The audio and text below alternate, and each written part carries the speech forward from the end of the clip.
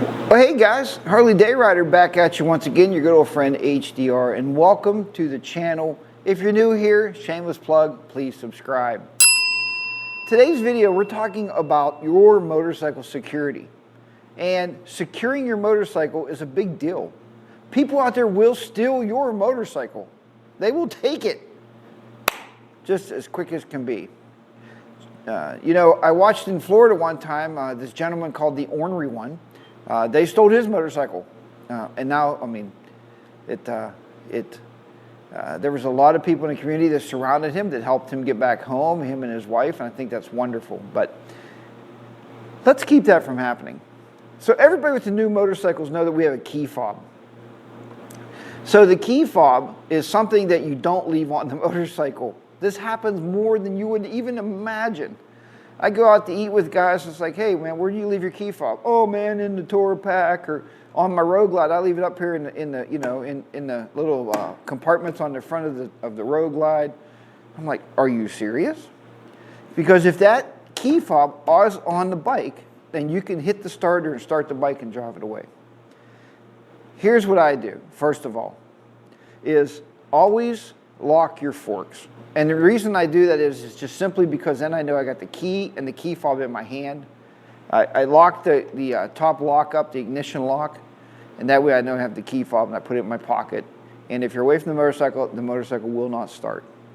Now I know if you have the key combination, you know, the little PIN code, but who's going to have your PIN code? So today's video is just that. I'm talking about how you're storing your motorcycle, where you keep it at. We've kept our motorcycles in some pretty shady places before we got the HDR garage. So, and if you have to, that's fine. That's absolutely fine. But I want to hear from you at the end of this video. So go ahead. Right now, we're going to start the video and we're going to watch it. And I hope you enjoy it. And, you know, I hope you get some insight out of it. Because, let's face it, guys, and you'll see in the video, not everybody has a garage. And I haven't always had my own garage either. So, you know, take it with a grain of salt. But I hope this video is enjoyable for you. Thank you for coming here. Again, if you're not subscribed, please click the subscribe button. And let's go ahead and get started with today's video right now. Okay, we're recording. Get these gloves back on. It's going to take probably 4 or 5 years to get these gloves broken. Hopefully they last that long. I mean, you don't use this gear too much, so hopefully that's going to be the case.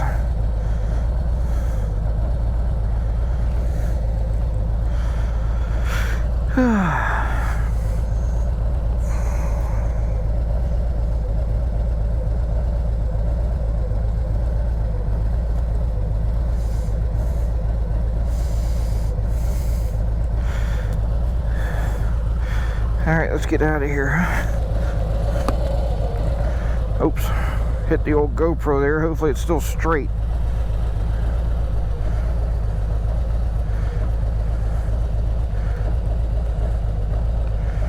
Semi-straight anyway. Be straightening it up in post.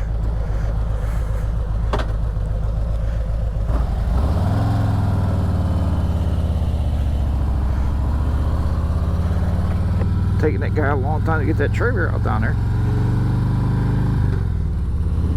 I don't know what they're doing. Launched the boat pretty nicely, but who knows? I don't know. Whoa. HDR, pay attention to the road, dude.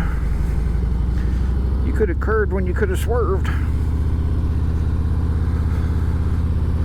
So anyway, do you do that? You know, this question has been asked by so many motovloggers on YouTube. It's just absolutely crazy that we keep asking it because we all know the answer.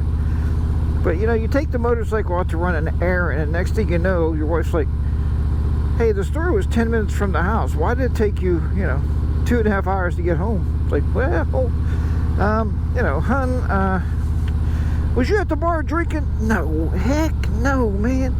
You know I got the motorcycle. Why would I be at the bar drinking? No way. Me and the bike was enjoying some American back roads. Right? Got to get the motorcycle out, especially when it's this time of year and you got that ever-appending doomsday of winter, old man winter coming.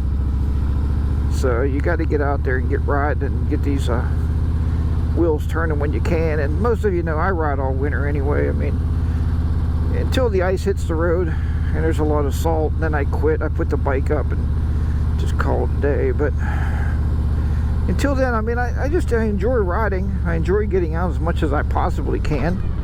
And you know, if it's nice enough out and you're riding around and you're comfortable,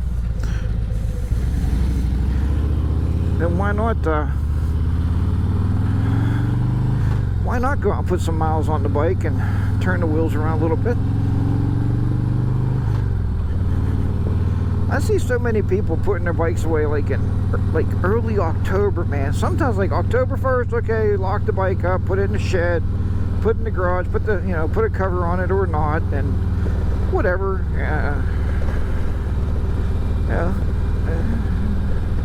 Change the oil, drop the oil, do whatever you're doing.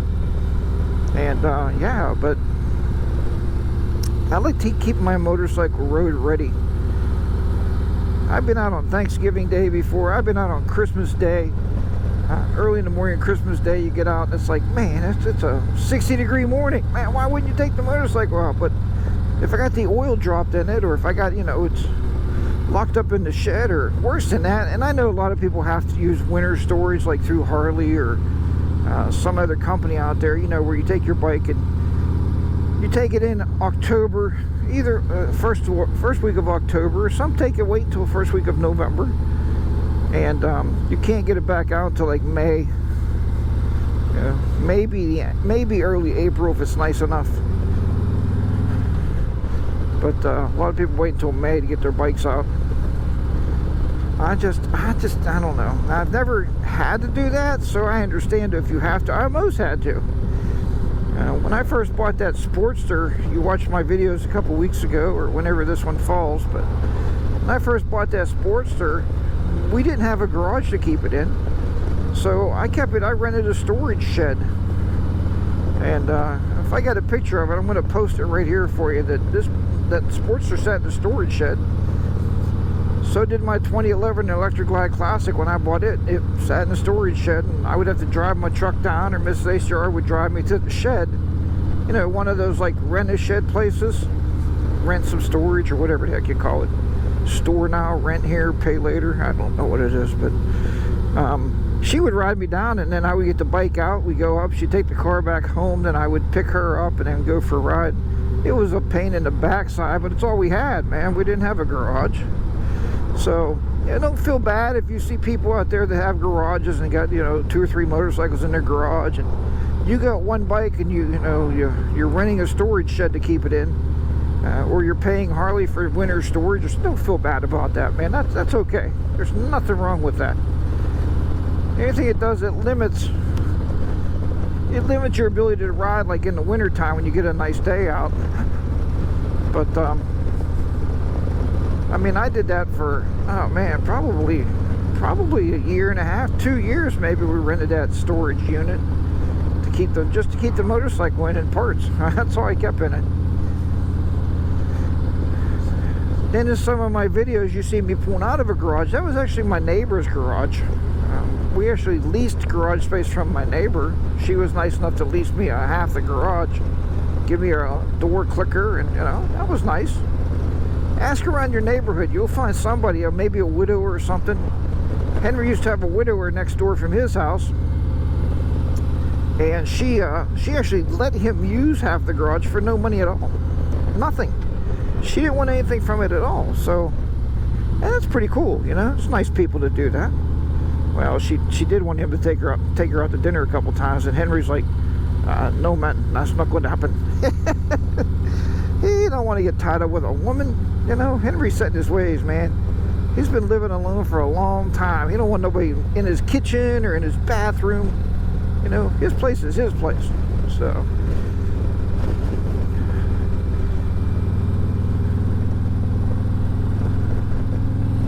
but yeah, so don't feel bad.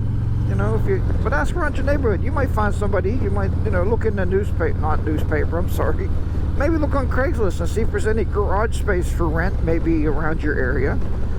And maybe you can rent, because a lot of people maybe only have one car. You know, maybe a spouse dies off and they only have one vehicle, or heck, maybe they don't drive at all and they're trying to, you know, find a use for the entire garage.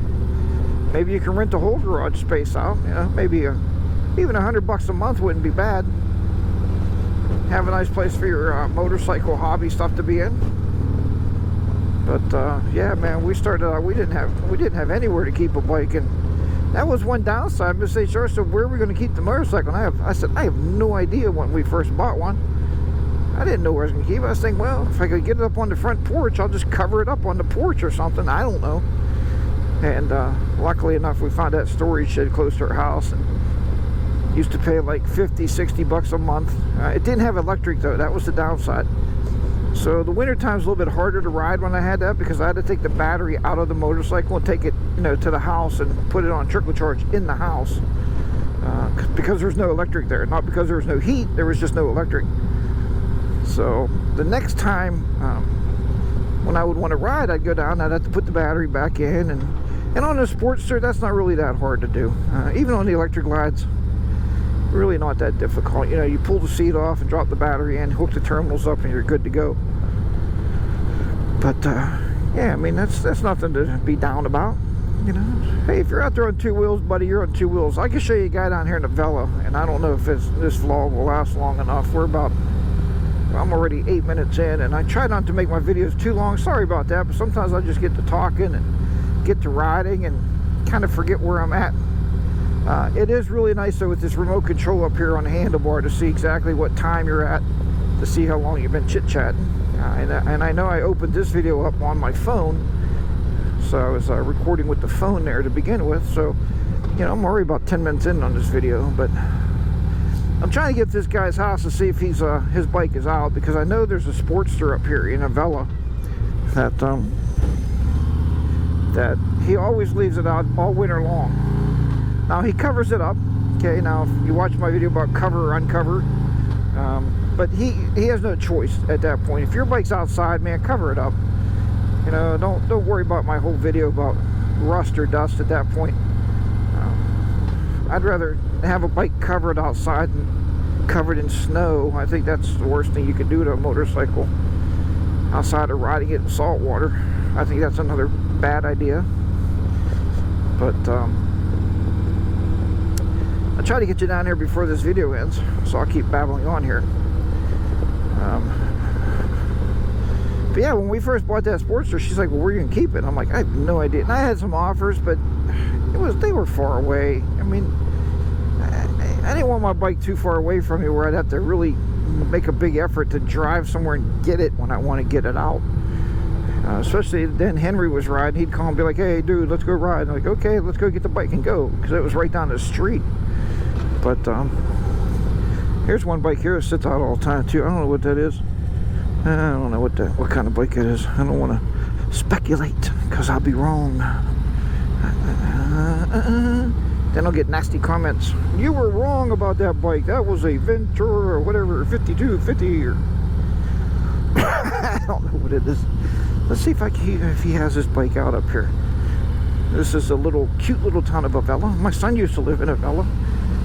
He used to live right up here in his house, right here. It was very nice and close to us to come visit all the time. We babysat a good bit for him when the kids were small. Right here, that's where he lived.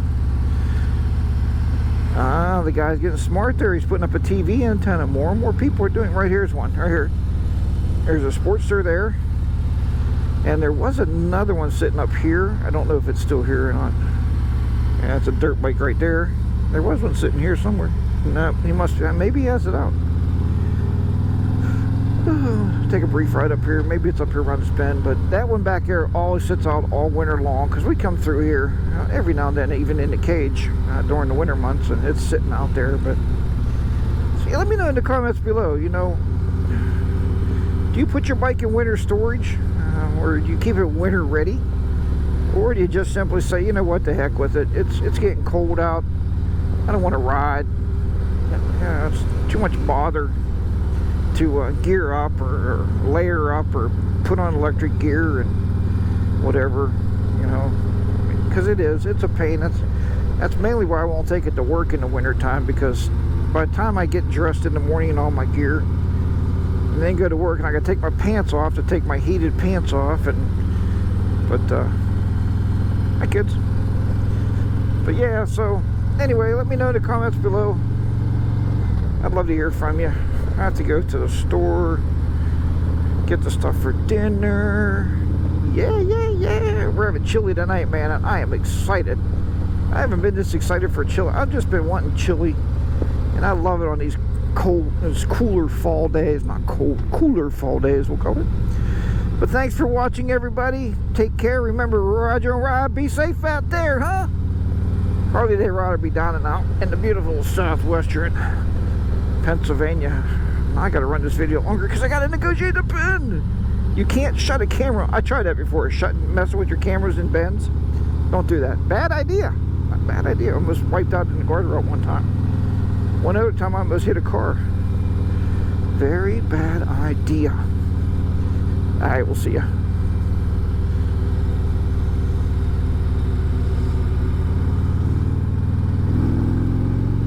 Woohoo! Hitting the bends in the fall time. Meow.